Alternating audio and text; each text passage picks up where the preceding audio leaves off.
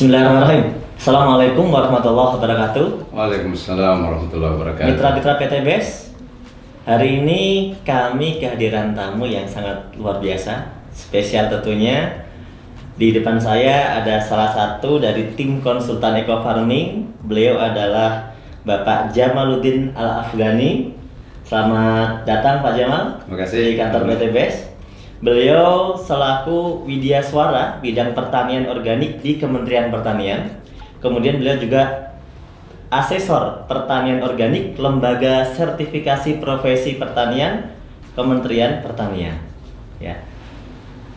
Hari ini kami mau bincang-bincang nih dengan Pak Jamal ya, tentunya terkait dengan produk yang dipasarkan oleh PT BES, yaitu adalah produk Eco Farming. Nah, produk Eco Farming ini sangat luar biasa penjualannya, sangat ramai sekali, sangat laku sekali. Namun tentunya banyak sekali mitra-mitra atau mungkin masyarakat yang sebenarnya belum paham betul seperti apa sih sebenarnya kinerja Eco Farming ini. Nah, yang pertama saya mau tanya, seperti apa sih Pak pupuk Eco Farming ini sebenarnya secara garis besar ya? Ya, baik Pak Nur, terima kasih. Jadi para sahabat sekalian, Eco Farming ini kebetulan kami sudah melakukan beberapa kali uji laboratorium terkait dengan kandungan-kandungannya. Jadi yang pertama tentu kalau yang sudah ada di kemasan yang sudah sering kita lihat adalah ada kandungan organiknya. Nah, organik ini adalah merupakan salah satu bahan yang sangat vital dalam memperbaiki kualitas tanah ya. Jadi tanah yang baik itu diindikasikan dengan organik yang semakin tinggi. Nah, saat ini kondisi tanah kita kenapa masuk dalam kategori kurus? Karena organiknya rata-rata kurang dari 2%, bahkan saat ini menuju ke 1%. Nah, jadi ini adalah satu hal yang menggembirakan bagi kita bahwa ada satu produk kecil tetapi kadar organiknya sangat luar biasa. Kemudian yang kedua ada kandungan N-nya, P-nya, K-nya. Ya sekalipun dalam jumlah yang kecil, tapi ingat bahwa memang untuk bahan organik tidak ada NPK yang di atas 5 ya. Jadi kalau Mas Nur, kalau misalnya ada pupuk organik yang N-nya di atas 5, itu malah dipertanyakan, jangan-jangan pakai urea. Jadi secara peraturan memang nggak boleh. Nggak boleh.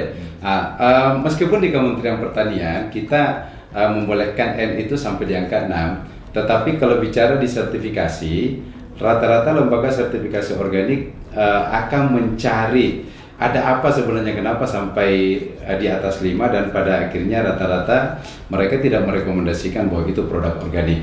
Jadi kalau organik murni jarang sekali kita dapatkan di atas 5. Nah, kemudian yang kedua, Pak Nur, ini yang luar biasa dari hasil uji kami bahwa di dalam pupuk ini ternyata mengandung mikroba yang luar biasa besar. Jadi kalau misalnya nilai NPK-nya kecil tetapi mikroba penambat nitrogen itu yang tinggi, sehingga dia bisa mengambil nitrogen yang ada di udara. Ingat ya, di udara ini ada nitrogen sekitar kurang lebih 80% yang bisa diambil oleh mikroba di dalam tanah.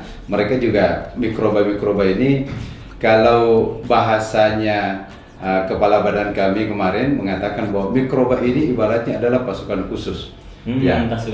Pasukan khusus yang bekerja di dalam tanah, merombak bahan organik, menyiapkan nutrisi-nutrisi sehingga unsur hara tanah ini tercukupi untuk dimanfaatkan tanaman. Iya, karena banyak sekali pertanyaan kan, kenapa Eco Farming ini bisa bikin pertaniannya subur sedangkan kan kandungannya kecil gitu kan? Nah, termasuk juga mungkin gini Mas Nur, bahwa masa sih benda sekecil ini bisa digunakan untuk 1 hektar gitu ya. Nah, saya ingin jelaskan para sahabat mitra PT BES dimanapun berada, di dalam satu tub Eco Farming ini hasil uji lab kami yang baru keluar kurang lebih 2 minggu yang lalu ya, kurang lebih 2-3 minggu yang lalu, itu mengindikasikan bahwa jumlah mikroba positif yang ada dalam 30 gram itu 150 miliar. Nah, padahal dalam kondisi belum diapa-apain ya? Belum diapa-apain. Nah, ada 150 miliar. 50 miliar. Itu minimal dari 5 kali ulangan, 5 kali ulangan di dalam pengujian di laboratorium, itu nilai terkecil adalah 150 miliar. Nilai tertinggi diperoleh 189 miliar. per 1 tub. Jadi kalau kita ambil tengahnya itu kurang lebih sebenarnya 170 miliar rata-rata gitu. Rata-ratanya ya. Tapi itu maknanya apa?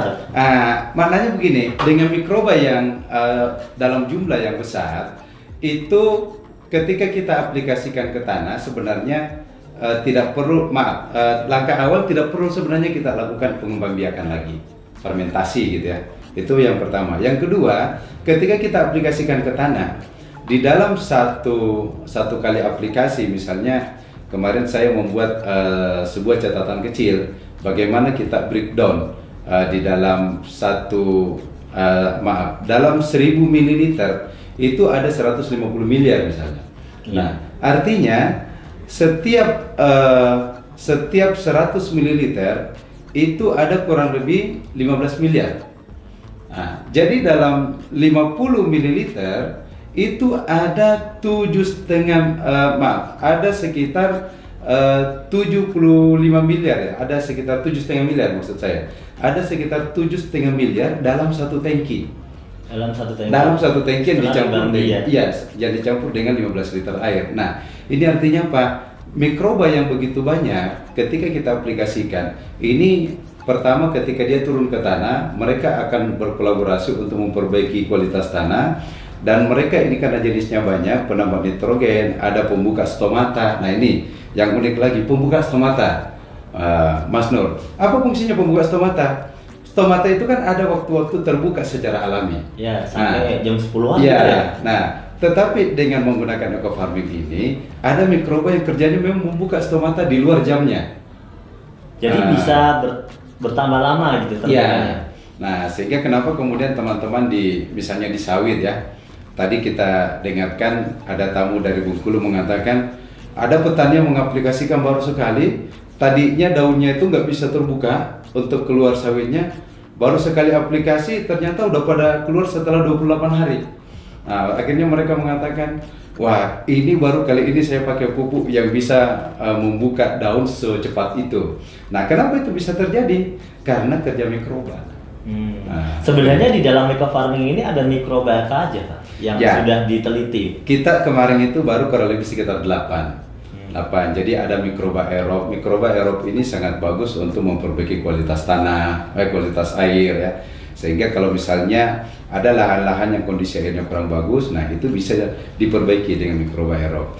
Kemudian ada pelarut fosfat. Nah, di dalam tanah kita, Mas Nur, hasil residu-residu dari pemupukan yang menggunakan anorganik itu banyak sekali fosfat-fosfat yang tersedia, tidak larut. Nah, dengan menambahkan eco farming itu akan melarutkan fosfat-fosfat tersedia sehingga tanpa dipupuk P pun tanaman sudah tercukupi. Nah, itulah kenapa kemudian dengan pengurangan sampai 75%, kenapa kemudian ternyata masih tetap bisa mencukupi unsur hara tanaman karena kerja mikroba yang memanfaatkan bahan-bahan yang tersedia di dalam tanah. Kemudian ada mikroba yang fungsinya juga adalah untuk melarutkan residu. Jadi residu-residu dari hasil sisa-sisa racun, pestisida segala macam itu bisa dilarutkan sehingga tanah menjadi lebih sehat. Ada selain penambat nitrogen, pelarut fosfat, nah kita mikoriza. Nah ini dia. Ini mikoriza yang sangat luar biasa. Kenapa luar biasa? Mikoriza ini mampu mengambil makanan untuk disuplai ke akar tanaman dalam jarak yang sangat jauh. Jadi dia bekerja membantu menyuplai makanan. Ya, menyuplai. Dan yang kedua, mikoriza ini dia juga sekaligus membuat cadangan makanan. Nah, jadi kalau misalnya ada tanaman-tanaman yang kekeringan gitu ya, tidak tersuplai unsur hara dalam waktu air dan cukup misalnya, itu karena adanya cadangan makanan dari mikoriza sehingga dia masih tetap tahan. Nah, inilah kelebihannya sehingga kita mendengarkan banyak sekali dari teman-teman menyampaikan bahwa kenapa kok kekeringan tapi masih tetap hijau. Nah, itu salah satu fungsi hasil kerja dari mikoriza ini. Ya. Dan yang lainnya mungkin. Nah, jadi kita baru intinya begini, kita baru mengidentifikasi mikroba ini kurang lebih sekitar 200 juta dari 150 miliar. Nah, sehingga baru diidentifikasi sebagian. Iya, baru sebagian. Dari 150 miliar ini hasil uji kita baru kurang lebih 200 juta yang teridentifikasi. Artinya apa? Masih banyak mikroba-mikroba positif lain yang belum kita ketahui apa namanya, tetapi hasilnya sudah nampak kinerjanya. Nah, jadi begitu diaplikasikan ke tanaman, loh kok ini bagus. Nah, itu dia rupanya kolaborasi dari banyak mikroba ini memberikan pengaruh yang luar biasa untuk menyiapkan unsur hara dalam tanah.